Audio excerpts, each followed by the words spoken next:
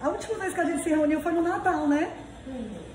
E o Fabiano trouxe uma mensagem, não sei se vocês todos lembram, mas que ele falou sobre o Natal na perspectiva da história da humanidade, Deus e o homem, né? Então ele fez uma recapitulação desde o início, a criação, a queda do homem, o pecado entrou no mundo, né? Deus faz uma promessa de um Salvador que é Jesus, até que veio o Natal, o cumprimento da promessa, e Jesus veio, o Verbo se fez carne, habitou entre nós e fez milagres até que ele morreu numa cruz para pagar o preço pelos nossos pecados, né? Algo que a gente já tem falado muitas vezes aqui. Jesus morreu para nos salvar, morreu para levar o castigo que era nosso, mas ele não ficou morto. O que foi que aconteceu ao terceiro dia? Ele ressuscitou, né? A mensagem atinge o clímax aí, né? Ele ressuscitou, ele está vivo. E aí, quando o Fabiano estava contando a história, eu até pensei, eu estava empolgada, pensei que ele ia um pouquinho mais à frente, mas ele parou aí, né? Só que a história não para aí. A Bíblia diz que depois que Jesus ressuscitou, ele passou 40 dias ainda aqui nesse mundo, dando provas, diz lá em Atos 1:3, que ele deu provas indiscutíveis, infalíveis da sua ressurreição. Ele apareceu para mais de 500 pessoas, todas elas morreram testificando que Jesus ressuscitou, que ele estava vivo, né? Algumas deram a vida por essa verdade. Então Jesus ressuscitou e ele passou esses 40 dias aqui ainda dando ensinamentos, né, sobre o reino de Deus, até que num determinado momento ele estava reunido com os seus discípulos. De repente, ele começa a subir e desaparece nas nuvens. Claro que todos ficaram extasiados com aquela visão, né? Jesus ascendendo aos céus, desaparecendo, né? Nas nuvens. Mas de repente, aparecem 2 anjos, isso está lá em Atos dos Apóstolos, aparecem 2 anjos, seres resplandecentes, e eles dizem: por que vocês estão olhando para o alto? Do mesmo modo que vocês estão vendo ele subir, um dia ele virá, ele voltará. Na verdade, Jesus já tinha já tinha falado sobre a sua volta, né? Lá em João 14, do 1 ao 3, Jesus, quando os discípulos estavam muito tristes por causa da morte próxima de Jesus, Jesus se reúne com eles e diz: não se turbe o vosso coração, credes em Deus, crede também em mim. Na casa do meu Pai há muitas moradas, e eu vou preparar lugar. E quando eu preparar lugar, eu voltarei, para que onde eu estiver, estejais vós também. Jesus já tinha dito que voltaria. O Novo Testamento é cercado de promessas sobre a volta de Jesus. Interessante que eu vi um comentário de que no Novo Testamento, até anotei aqui, há 9 vezes a menção do novo nascimento. O novo nascimento a gente já comentou aqui, né? A experiência de conversão, de transformação que acontece na nossa vida quando a gente recebe Jesus. Tudo muda. Isso aparece 9 vezes. Sobre o arrependimento, que a Valesca falou da última vez, né? Ela falou muito bem sobre arrependimento, né? Mudança de mente, 70 vezes. Mas sabe quantas vezes fala sobre a volta de Jesus? Alguém quer dar uma sugestão?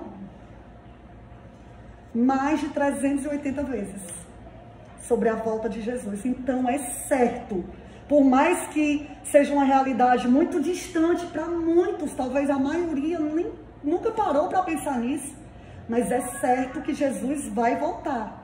Todas as promessas foram cumpridas até hoje sobre a vinda de Jesus, né? Como Jesus viria, ele nasceria de uma virgem em Belém e várias outras. Não vou falar aqui porque senão ia ser amanhã, o resto da tarde, todo dia só falando. Todas foram cumpridas. E essas promessas sobre a segunda vinda de Jesus também serão cumpridas. E é sobre isso que eu queria falar um pouquinho hoje. Ele virá, Jesus voltará. E esse fato, a gente não pode ser ignorante com relação a isso, né? Quando ele virá? Alguém sabe? Quando ele voltará? Quem sabe? Perguntaram para Jesus, Senhor, os discípulos perguntaram, né? Quando será o fim do mundo e a tua vinda? Quando é que vai acontecer? E Jesus disse, ninguém sabe. Esse dia e hora, ninguém sabe. Mas ele deu sinais. Antes, né, nos últimos dias dele, Jesus falou muito sobre isso, sobre o seu retorno. Ele deu sinais, ele disse, lá em Mateus 24, fala muitos desses sinais, né? Haverá terremotos em muitos lugares, guerras, fome, surgirão falsos profetas, enganadores, a iniquidade se multiplicará, o amor se esfriará, muitas coisas que a gente vê que estão se cumprindo hoje. É sinal de alerta. Esses sinais não é para que a gente fique apavorado, mas é para que a gente esteja preparado, para que a gente se prepare para a volta de Jesus. Mas um sinal, que é sobre esse especificamente, que eu queria que a gente meditasse hoje. No papelzinho de vocês tem uma foto e tem um desses sinais que eu queria que a gente, alguém lesse aí. Posso ler? Pode. Mateus 24. E como foi nos dias de Noé, assim será também a vinda do Filho do Homem. Porquanto, assim como nos dias anteriores ao dilúvio, comiam, bebiam, casavam e davam-se em casamento, até o dia em que Noé entrou na arca, e não perceberam, até que veio o dilúvio, e os levou a todos. Assim será também a vinda do Filho do Homem. Pronto, vamos ficar primeiro nessa figurinha aqui. E como foi nos dias de Noé, assim será também na vinda do Filho do Homem. Como é que foi nos dias de Noé? Acho que todos já ouviram a história, né? Para muitos é só uma historinha, a Arca de Noé, os animaizinhos, né? Acho que todas as crianças escutam essa história, às vezes talvez até como um mito, né? Mas essa história aconteceu, existem fatos científicos, provas de que aconteceu um dilúvio universal mesmo. Evidências para comprovar esse fato histórico que aconteceu na humanidade. Mas em que contexto, né, aconteceu? Para a gente pegar esse sinal e trazer para os dias de hoje. Vocês sabem que eu gosto de figurinha, né? Então, lá em Gênesis 6, a Bíblia diz que a maldade, Deus viu que a maldade do homem tinha se multiplicado de uma maneira terrível, de maneira que todo o pensamento e imaginação do homem era má. A violência era terrível, a perversão sexual e muitas coisas terríveis corrompendo a terra toda, né? Deus usa até, a Bíblia usa até essa expressão, a terra havia se corrompido. E Deus, ele resolve fazer juízo, né? Em determinados momentos, Deus, ele executa juízo diretamente. Esse foi um desses momentos. Deus é santo, é justo, e ele pune, né, o pecado. Então, Deus resolve mandar um dilúvio para inundar a terra inteira.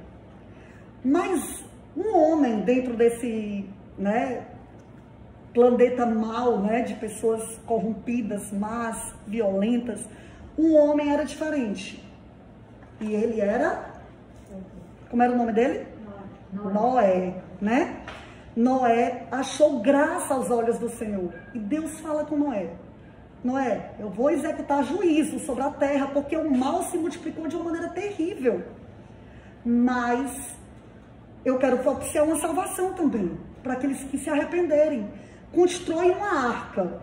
E aí Deus dá as especificações, assim, detalhadas dessa arca, né? A gente até viajou ano passado para os Estados Unidos, e a gente foi num museu que tinha a réplica exata da arca, muito interessante, o tamanho exato, e a gente vê que cabia todos os animais mesmo, né, que foi tudo planejado por Deus, e deu tudo certo, né. E aí Noé, como um homem justo, um homem que amava a Deus, ele creu contra as evidências, porque naquela época ainda nunca tinha chovido sobre a terra. Então Noé não sabia nem o que era chuva, muito menos dilúvio. E Deus estava mandando ele construir uma arca em pleno deserto, dizendo que ia cair um dilúvio Mas ele creu na palavra de Deus e ele obedeceu.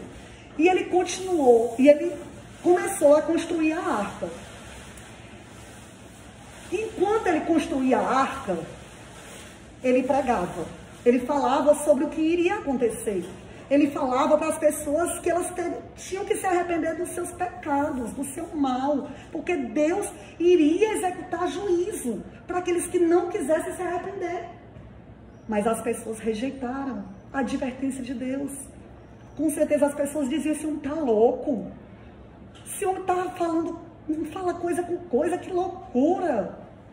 Elas ignoraram a advertência que Deus estava dando através de Noé.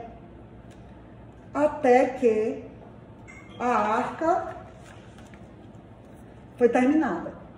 Sabe quanto tempo Noé ficou construindo essa arca? Naquela época as pessoas viviam muito mais. 120 anos Noé pregando, demonstrando para as pessoas que elas tinham que se arrepender e demonstrando a misericórdia de Deus. Deus tinha que punir o pecado, mas Deus estava dando ali um meio de salvação.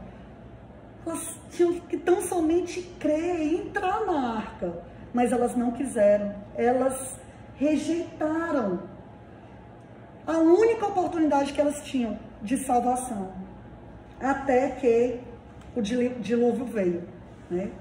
E a Bíblia diz que 40 dias e 40 noites choveu sobre a face da terra. E aquela chuva, na verdade, o dilúvio, né, inundou toda a terra. E todas as pessoas ali morreram, porque rejeitaram a salvação que Deus tinha propiciado a elas. E agora, Jesus traz essa mesma história, a história de Noé, para os dias de hoje. E ele diz: como foi nos dias de Noé, assim será quando eu voltar. Vai ser desse jeito. Como é que era nos dias de Noé? As pessoas só pensavam em si mesmas, desapercebidas. Elas escolheram rejeitar a advertência de Deus, como se elas não tivessem que prestar contas a Deus dos seus pecados. Elas eram indiferentes. E aí Jesus diz: elas comiam, bebiam, casavam e davam-se em casamento. Quer dizer, elas só queriam satisfação pessoal. Elas só pensavam no aqui, agora. Elas só pensavam no seu deleite, nos seus prazeres, na sua satisfação. E assim somos muitos de nós nos dias de hoje. As pessoas andam para um lado, para o outro, trabalhando, pensando em ganhar dinheiro, em construir, em planejar para aproveitar a vida, como se a vida fosse só isso daqui.